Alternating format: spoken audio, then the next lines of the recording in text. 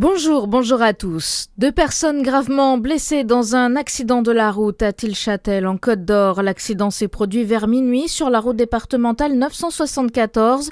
Un choc frontal entre 2 voitures. 2 personnes ont été gravement blessées. Il s'agit de ressortissants anglais.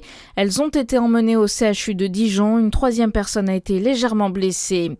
L'Assemblée nationale adopte le projet de loi d'urgence agricole, un texte controversé qui prévoit notamment la réintroduction dérogatoire de 2 pesticides interdits en France, mais aussi de faciliter la construction d'ouvrages de stockage d'eau pour les agriculteurs.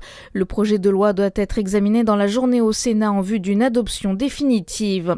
Dans le Jura, la route qui relie Montcuzel à Chancia fermée jusqu'à nouvel ordre. En cause, l'incendie qui a brûlé une dizaine d'hectares la semaine dernière. Désormais, les flammes sont éteintes, mais des géologues sont attendus en fin de semaine pour mener des analyses de solidité de la roche et retirer les cailloux qui menacent de s'effondrer. L'enquête se poursuit pour déterminer si l'incendie a été provoqué par un acte malveillant ou accidentel.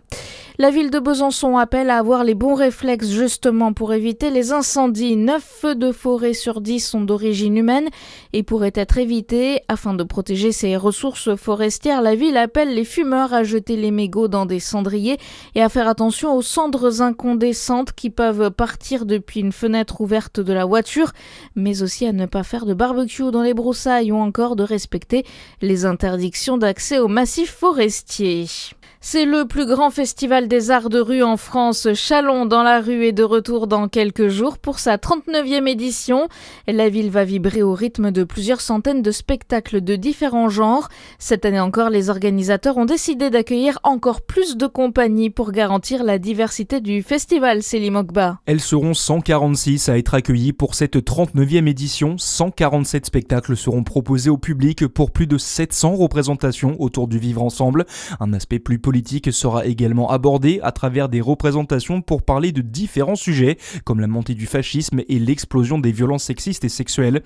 Plusieurs écoles accueilleront les professionnels et des spectacles en audio-description seront proposés.